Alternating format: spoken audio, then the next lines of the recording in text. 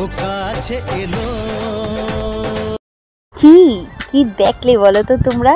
আজকে হঠাৎ ইন্ট্রো না দিয়ে তোমাদেরকে যে এত ধামাকেদার ভিডিওটা শুরুয়াতে দেখিয়ে দিলাম, কিছু বুঝতে পারছো কি? Hello guys, welcome back to my channel রুবিস টাইম স্টোরিতে সবাইকে আরও একবার ওয়েলকাম জানিয়ে আজকে আরেকটা সুন্দর সুন্দর সুন্দর ব্লগ তোমাদের সাথে শেয়ার করতে চলছি গাইজ। তো দেখতেই পাচ্ছ এখানে ঘর বানানো হচ্ছে। তো স্পেশালি আজকের দিনটা আমার জন্য অনেক গুরুত্বপূর্ণ গাইজ। তো আজকের দিনে যে ভিডিওটা আমি শ্যুট করা হয়েছিল, বোনে শ্যুট করে দিয়েছিল, আমি তো পুজোয় ব্যস্ত ছিলাম, তো সেদিনে দেওয়ার কথা ছিল, বাট হলো না, পসিবল হলো না। তো একটু লেট হয়ে গেল, তো তার জন্য বিশেষভাবে তোমাদেরকে সরি বলছি। আর আজকে হলো আমি আমার নিজের বাড়ির ঈশান খুঁটি দিচ্ছি, তো খুঁটি পূজা করা হচ্ছে।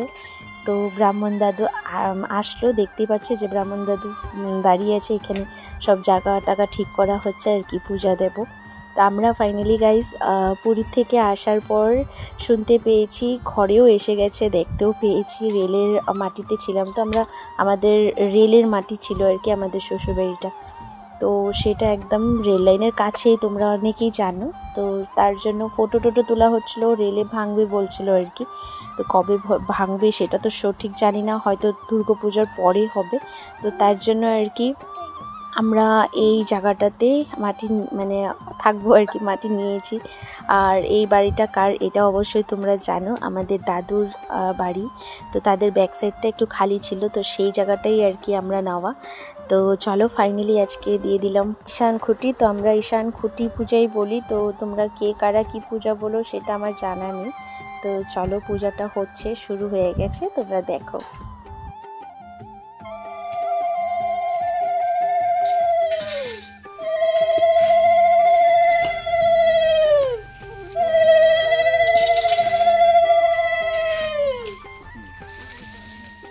এখন তোমরা ভাবতে পারো আমরা তো আরেক জায়গায় তো বাড়ি বানিয়ে রেখেছি, তো সেইটা হলো পাহাড়ের সাথে, তোমরা দেখতে পেলে। তো বিশেষ করে আমার শাশুড়ি মা খুব ভয় পায় আর কি পাহাড় এরিয়াটা। প্রথমত যখন আমাদের বিপদ ছিল আর কি, ভেঙে দেবে বাড়িটা, যখন রেলের থেকে বলছিল, তখন মানে একটু বিপদে পড়ে সেখানে নিয়ে নেওয়া হলো আর কি। তারপর এখন যখন যাওয়ার পালা, তো ভয় পাচ্ছিল। তো দেখো শাশুড়ি মা আমাদের ঘরের বড়, তো ওনাকে তো আর আমরা যেখানে তেখানে রেখে যেতে পারি না, আমাদের সাথেই যেতে হবে। তো অনেক ভয় পাচ্ছিল, আমাদের কোনো প্রবলেম হচ্ছিল না যদিও, কিন্তু মার প্রবলেম হচ্ছিল। তো তার জন্য আর কি আমরা আবার চিন্তাধারা করে সেখানেরটা সেখানে রয়ে গেছে, এখানেরটা সেখানেরটা তো লিজে নেওয়া ছিল, তো রয়ে গেছে সেটা, আর এখানে আবার ব্যবস্থা করা হলো। তো ভাগ্যিস আমাদের কপাল ভালো ছিল, আমাদের সত্যি কপাল ভালো ছিল যে এইখানে জায়গাটুকু পেয়েছি আর কি। समस्त्रस्तकसुबुद्धे काम्पिलवासिने श्रीमन्महागणाधिपतये नमः लक्ष्मीनारायणभ्यं नमः उमामहेश्वरेभ्यं नमः वाणीहिरण्यगर्भेभ्यं नमः शचीपुरन्दरेभ्यं नमः मातृपितृश्रीचरणकमलेभ्यो नमः इष्टदेवताय नमः कुलदेवताय नमः वस्तुदेवताय नमः भाषस्तु सर्वदेवदेवेभ्यो नमो नमः ओम सर्वैभ्यो सर्वेभ्यो नमो नमः सिद्धिबुद्धिसहिताय श्रीमन्महागणाधिपतये नमो नमः चमुकचैकदन्तस्य कपिलगजकरणकलम्बोदरस्य विग्रहकृष्णधनुर्धर शस्त्रस्य दिव्यभूतिद्रुवानिर्मम अनन्ना चिंताय वहाम्यहं स्मेते सकलकल्याणं मजनगत्र जायते पुरुषं तमजन्नित्यं प्रजामि शरणं हरिं सर्वारम्भकार्येषु तयस्त्रिभुवने। তো চলো ফাইনালি কবে আসবো সেটাও তোমরা দেখতে পাবে। আজকাল ব্লগটা আমি কন্টিনিউ কি একদিন পরে পরে যেটা দিতাম সেটাও পারছি না গাইস, অনেক বড় প্রবলেমেই চলছি। তো প্রবলেমটা হলো, সব প্রথমত আমি পুরী থেকে আসার পর কলকাতা নামি, কলকাতা থেকে আসার পর গুয়াহাটি কামাখ্যা বাড়িতে পূজা দিই। তারপর গুয়াহাটিতে আমার মোবাইলটা পড়ে গিয়ে একদম ডিসপ্লে চলে যায়, একদম ব্ল্যাঙ্ক হয়ে যায়। তো তারপর সেই কাহিনিগুলো তো আর তোমাদের সাথে শেয়ার করা হয়নি, তো শেয়ার করবো কেন, কিভাবে বা করবো বলো, মোবাইলেই নেই, যার দ্বারা হবে সেটাই নেই। তারপরে আবার নতুন মোবাইল নেওয়া হয় গাইজ আমার। তো তারপরে এই আর কি, তাও তোমাদেরকে আগের মোবাইলটাও আমি তোমাদেরকে ভিডিওতে শো করব, তোমাদেরকে দেখাবো। আগের মোবাইলটা এখন বর্তমানে নেই আমার কাছে, দোকানে আছে, ডিসপ্লে লাগাতে দিয়েছে আর কি। মোবাইলটা এমনি ভালো, ডিসপ্লেটা চলে যাওয়াতে আর কি নতুন মোবাইল নেওয়া হয়েছে। তার জন্য এতদিন আর কি ব্লগ দিতে অসুবিধে হয়নি। তো তারপরেও কিছু মানুষে জিজ্ঞেস করেছে যে বাবার শরীর ঠিক আছে তো তুমি কেন এতদিন ব্লগ দোনি, অনেকের অনেক ডাউট লাগছিলো। তো না বলি তোমাদের বাবাই ঠিকঠাকই আছে। ঠিকঠাক বলতে এরই মধ্যে আবার পুরী থেকে আসার পরেও কিন্তু বাবাই 3 দিনের জন্য হসপিটালে অ্যাডমিট ছিল। ওর ডিহাইড্রেশন হয়ে গেছিলো গাইস, পেটে গরম ঢুকে গিয়েছিল। ও 12 মাস গরম খায় তো বুঝোই তোমরা, গরম খেতে খেতে এমন হয়েছে যে এমন টেম্পারেচার বেড়েছে, রোদ এমন ছিল এত গরমের মধ্যে ও গরম খেয়েছে। তো তার জন্যই আর কি এরই মধ্যে অনেক কিছু ঘটে গেছে গাইস, যেটা তোমাদের সাথে শেয়ার করতে পারছিলাম না কারণ মোবাইল ছিল না আমার কাছে। তো অনেক অসুবিধা হয়ে গেছিলো সেটার জন্য। তো আগে হোপসো তোমরা বুঝতে পারছো কি বলতে চাইছি আমি। তো সেটার জন্যই আর কি ব্লগিংটা কন্টিনিউ ছিল না। আশা করি এখন ব্লগিংটা কন্টিনিউ পাবে যেরকম যেভাবে আমি আগে দিতাম আর কি ব্লগ। বাকিটা আর তোমাদের আশীর্বাদের আমার অনেক দরকার, তোমাদের ভালোবাসার আমার অনেকের দরকার, অনেকই দরকার। তোমরা কেউ প্লিজ অন্য কিছু মাইন্ডে নিও না যে আমি কেন ব্লগিং করছি না, হয়তো আমার ইন্টারেস্ট চলে গেছে, তা কিন্তু কোনো মতেই না। আমার ব্লগিংয়ে ইন্টারেস্ট ছিল, আমি খুব ইন্টারেস্টিং ব্লগিংয়ে। তো তার জন্য কিন্তু মানুষ বলতে তো মানুষের সুবিধা অসুবিধা থাকে তাই না, তো সেটাই আর কি। আরও বিশেষভাবে মোবাইল ছিল না, এটা তো আরও একটা ইম্পর্টেন্ট কথা। তো যাই হোক, আমার কাছে আজকের দিনটা অনেক স্পেশাল গাইজ, কারণ এতদিন ছিলাম রেলের মাটিতে। তো আর আমার শ্বশুরবাড়িটা রেলের মাটিতে ছিল। তো ওই বাড়িতে কিন্তু 40 থেকে 50 বছর থাকা হয়েছে। আমার বিয়ের তো 6 বছরের মতন হয়েছে সেই বাড়িতে, আর তারা কিন্তু টোটাল করছে 40 থেকে 50 বছর। তো অনেক পুরনো বাড়ি তাদের। তো আমারও অনেক খারাপ লাগছে কারণ ওই বাড়িটাতে আমি বিয়ে করে প্রথম ঢুকেছি, আর এইটা তো ছিল ওই বাড়ির কথা। আর এখন যেখানে আসবো এটা হলো আমার একটা স্বপ্ন। তো চলো, তোমাদের আশীর্বাদ এইভাবে কৃপা বানিয়ে রেখো আমার উপরে, আর ভগবানকেও বলি এইভাবে আশীর্বাদ করো। ওই যে ধৈর্য রাখার ফল বলে না, সেটাই হয়তো। তো ধৈর্য রেখেছি। আমি এত একটা উৎপাত করতাম না আমার নতুন বাড়ি নতুন গাড়ি কিছু লাগবে বলে, কারণ আমি এইটাতে বিশ্বাস করি যে যা দিবে ভগবান যখন ভালো বুঝবে তখন দিবে। যা আছে এখন আমার কাছে সেটা নিয়ে সন্তুষ্ট থাকা উচিত, তাই না? সেটাই ছিল আমার কাছে অনেক ইম্পর্ট্যান্ট কথা। তো চলো ফাইনালি এই যে দাদুকে দেখছো, দাদু তো আমাদের বাড়ির মালিক, তো দাদুকে নিয়ে পূজা করতে হবে। বাকিটা মিস্ত্রি মানুষ আছে, তো তাদের নিয়ম যেটা আর কি বলেছে সবাই না সরি ব্রাহ্মণ, তো ব্রাহ্মণ অনুযায়ী সব কিছু হচ্ছে পূজাটা।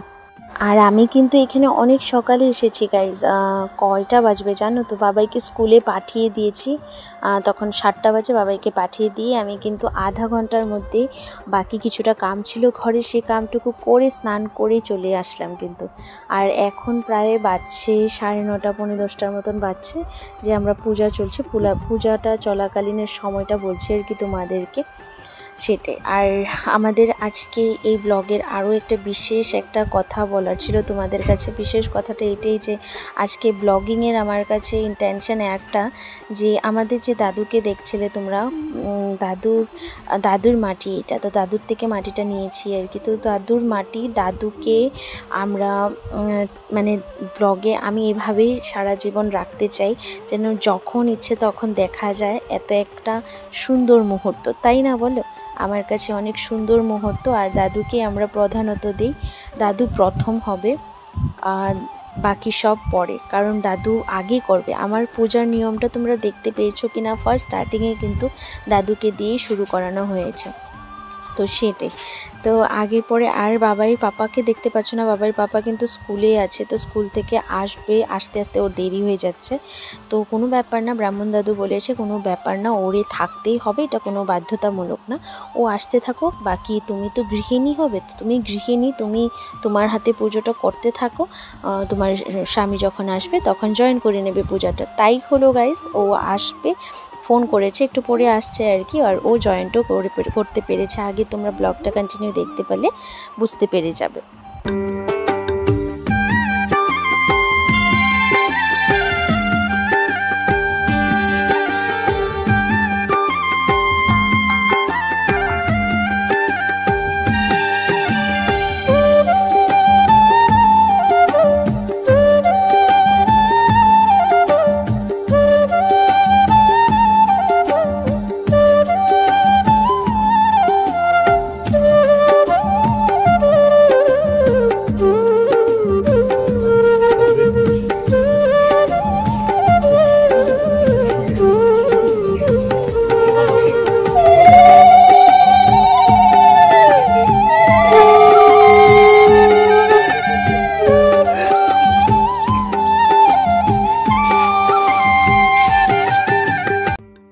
পূজা ফাইনালি শেষ করে ঠাম্মাদের কিচেনে এসে বসেছি। তো এইবার তোমরা দেখতে পারবে যে আমাদের ঠাম্মা, দাদু বলো, পিসির মেয়েটাকে বলো, তাদের সাথে আমাদের কেমন সম্পর্ক। কারণ এখন তো ব্লগিং এখান থেকে ম্যাক্সিমাম হবে, নেক্সট টাইম যখন আসবো তখন থেকে আর কি, যখন আসবো তখনের কথা বলছি, এখন তো আসিনি। তো এখন বর্তমান ব্রাহ্মণ দাদুকে চাটা দিলাম, ঠাম্মাই বানিয়ে দিয়েছে। আর ঠাম্মা বলছে যে রুটি সকালে বানিয়েছে, আমাকে খেতে বলেছিল, সেটা আমি কিন্তু খেয়েছি চায়ের সাথে। তো চলো, সবাই খাওয়া দাওয়া হয়ে গেছে, আমরা এখন বের হবো আর কি গাইস। আর এখন একটু মাদের বাড়িতে ঢুকে তারপর আমরা আর কি চলে যাব। আর এই দাদুকে আমার শাশুড়িমা এত ভালো পেয়েছে কি বলবো। আমার শাশুড়িমার কিন্তু দাদুকে দেখে নিজের বাবার কথার মতন মনে পড়ে গিয়েছিল, তার জন্য একটু চোখে জল এসে পড়েছে যে বাবার পাপাকে দাদু এত ভালোবাসে, যে এই ভালোবাসা চোখে দেখতে পেরে কিন্তু আমার শাশুড়িমার চোখে জল এসে পড়েছে। তো সেটাই আর কি, তো যেটা তোমরা দেখতে পেলে। তো চলো, ফাইনালি আমি চলে যাচ্ছি হাতে শাক নিয়ে। বাবার পাপা এখানে তো কাম করা ছিল লেবারকে দিয়ে, তো সেখানে শাকটা হাতে করে আমাকে দিয়ে দিয়েছে, যে বাজার গিয়েছিল সেটাই আর কি। ঘরে যাবে না, আমাকে দেখে আমার হাতে দিয়ে দিয়েছে, আমি ঘরে চলে যাব শাকটা নিয়ে। তো মাদের বাড়িতে দেখা করে আর কি চলে যাব এখন। আর রাস্তাতে এখানে আস্তে আস্তে দেখো একজন কাকু পেয়ে গেছে, আমাদের পাড়ার মনসা পূজার নিমন্ত্রণ করছিল, সামনে মনসা পূজা, তো তার জন্য। তো চলো গাইজ, এখান থেকে আমি মাদের বাড়িতে জাস্ট একটু বোনের সাথে দেখা করে চলে যাব। তো চলো গাইজ, আজকের মতন এতটুকুই, আবার দেখা হবে একটা নতুন ব্লগের সাথে। ততক্ষণ সবাই ভালো থাকবে, সুস্থ থাকবে। আর হ্যাঁ, আজকের ব্লগটা তোমাদের কেমন লেগেছে, কতটুকু খুশি হলে সেটা কমেন্টের মাধ্যমে জানাতে ভুলো না, আমি অনেক অনেক ওয়েট করবো তোমাদের। তো চলো, আজ তাহলে আসি, টাটা।